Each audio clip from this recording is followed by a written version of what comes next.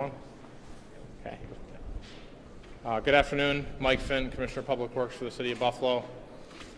Crews are out citywide making progress in all corners of the city in our cleanup effort from the storm. I gave an update this morning. There's another 3 to 4 inches overnight, and there's even beyond from when I spoke this morning. There's a couple more inches that we got across the city early this morning. There's been some lingering, very light snow, but for the most part, it seems like the snow's past us. 60 total pieces of equipment out citywide that's split evenly between city crews and private contractors that we've been utilizing in our snow removal effort from the record snowfall in January. That's again continuing into February now. With that, I'll open to any questions. Mike, yesterday you said that by the end of the snow, or I guess like the clock starts at the end of the snow, 24 hours to get through those streets. I mean, are you considering, has the clock started, or I mean, where are we at on that process? So the clock that I believe you're referring to is the snow plan calls for one pass down all residential streets within 24 hours of the end of the snowfall. I think given, it's snowing a little bit, but, from late this morning, I think that would be about the time for the clock to start, assuming that it doesn't pick up again, as none of us can, the forecasters do a good job. I don't want to, I will definitely say that, but it is not a perfect science. Tell me the impact of, the mayor spoke about this yesterday, and paraphrasing, the no more Mr. Nice Guy approach when it comes to that guy that never moves his car off the street.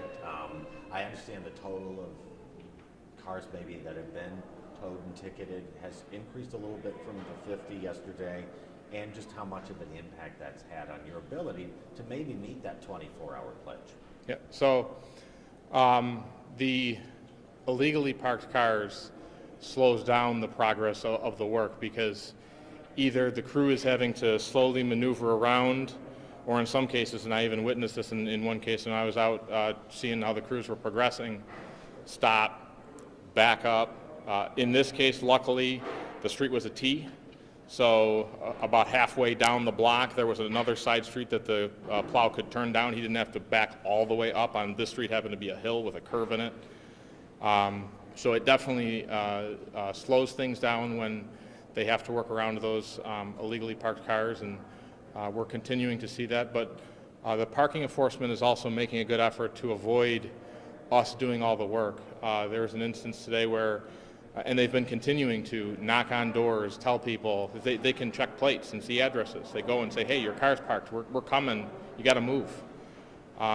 That's helping to keep that number down, that number of mini tows and number of tickets. So we're putting in a lot of effort to get this done, but that effort takes longer than just everyone moves their car and the plow zips down the street and goes to the next block. So how many vehicles have been towed to date? I have that. I apologize. I should have grabbed this. While you look for that, yep. I'll throw this at you too. Yesterday the mayor, kind of like put the challenge to the people that this is a partnership. Are you pleased with the response the community is giving you? The statistic is over 100 tickets and over 40 mini tows as of right now. That'll be continuing throughout the day since this morning. So that's on top of the 70 from yesterday. That's on top of? Yes, correct. So you yes. had 100 more this morning? Not 100 more, 40 more. 40 more this morning. So that's including, not yes. on top of? 70 was yesterday's number, 40 is today's. Okay. Yes. Yeah. So, okay. I'm sorry, so the total overall today is right now 100 is tickets? 100 tickets, yes, 100 tickets. And 70 total? 40 mini tows. 100 tickets, 40 mini tows for today. Did they knock on doors?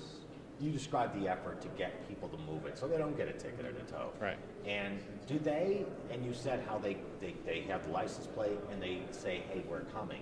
Does that happen before you come, or is the plow waiting for this person to come out and dig their car out, which slows you down even more? The parking enforcement is working to stay ahead of the plow, but given how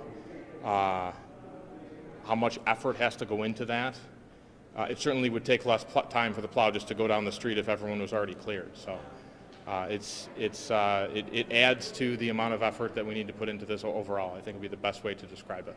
Mike, can you talk about the help you're getting though from Erie County and the state DOT? I mean, is it some way incapability of the city being able to do it on their own? What has changed that you need that help now?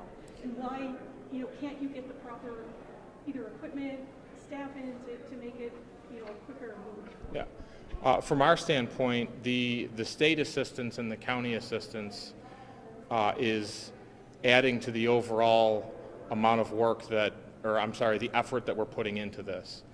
And from my standpoint, anytime we're able to get additional assistance, we're going to take it. So the state has been helping, and the county as well. The county working on Elmwood, the state's been on Delaware, Genesee, Sycamore, Walden area, and also a loop of South Buffalo, Abbott, Tift, South Park. So happy to do that because that just spreads all of our resources further. And how are you using these private, you talked about the private contractors coming in. Talk about that, where they're at, like what streets would you see? Yep. So the private contractors are working in residential neighborhoods, both clearing the snow that fell and digging out the snow that's been with us since this started in early January. So we haven't had the luxury of a thaw to get rid of it ourselves. So they're working in all corners. We can give you some specifics if you're interested in getting video or something. But they're out all over north, south, east, and west. We talked to a municipality that on top of the challenge of moving the snow faces another. They have some plows down and they can't get parts because of supply chain. Are you finding that as well? Well, there's two parts of it. Plow equipment needs regular maintenance. The plow blades wear. Different parts and pieces are regularly wear. We have a good stock of that, so we're able to keep that part of it up. But there's still the effort of, the plow goes down, it's got to go in the shop for a little bit. That's why we have so many plows, so that we can keep that turnover. We're facing the same issues though as well with larger repairs that everyone is. Parts are difficult to come by right now. So that's where we're at with that. How many plows do you have out of service because you don't have the parts to fix them?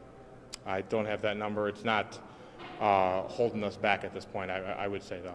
And also that kind of 24-hour goal of the stop of the snow to get at least one pass. Mm-hmm. Can you do that just with the equipment the city has at its disposal, or do you need a couple from the state and the county, like you have now, in order to live up to that? Well, I think every storm is different, and one of the significant challenges that we're facing with the illegally parked cars and the volume of snow is causing us to feel that we need extra resources to continue to maintain the goal that we have. And that's why we're putting in that effort. We mentioned yesterday the turnover, the street change from Thursday to Friday caused some cars needing to be towed or moved. Was that not an issue on the weekends? Does that help you guys kind of continue the path you're on? Yeah, so there were two parking changes yesterday. In the morning, a 9 to 4 street, you're not allowed to park on the one side from 9 a.m. to 4 p.m. And then in the evening, the 6 to 6 streets, everyone's got to move from the one side to the other. 6 to 6 streets only allow parking on one side at a time. The 6 to 6 streets are some of the ones where we're seeing people who should have been moved by 6 o'clock last night haven't yet, and that's the example I gave earlier where the plow had to back out and move on to another part.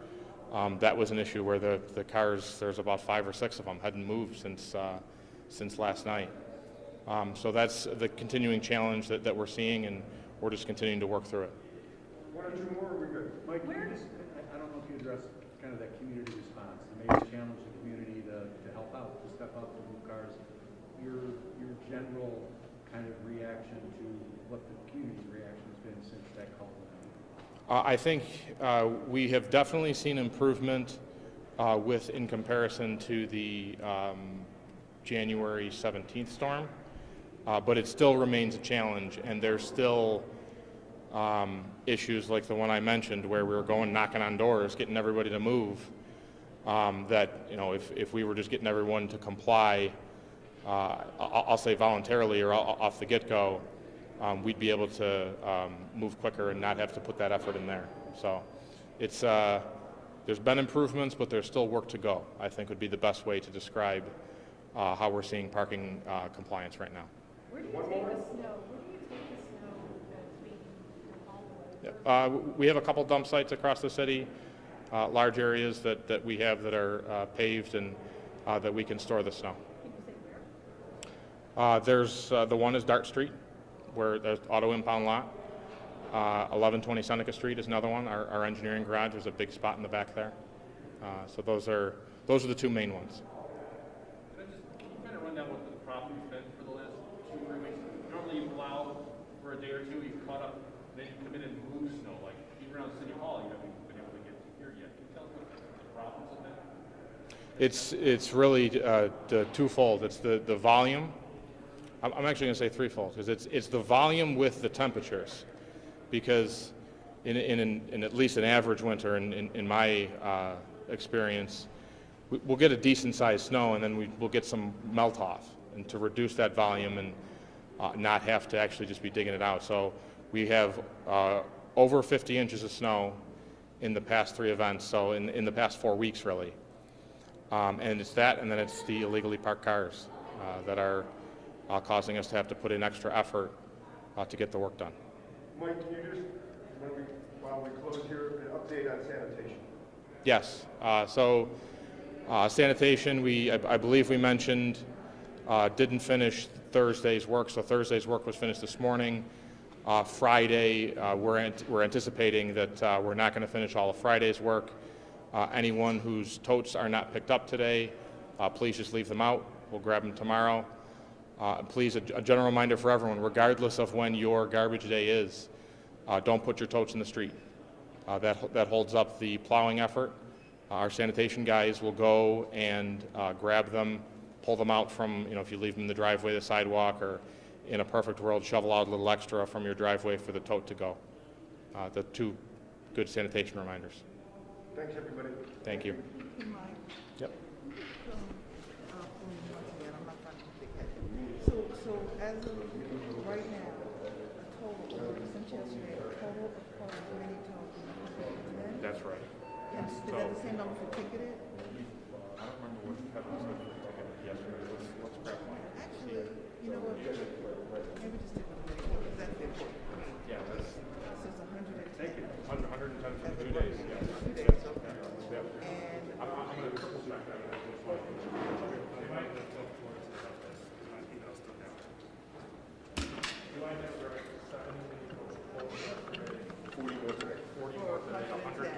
As of right now. There will be more throughout the afternoon. and do you have another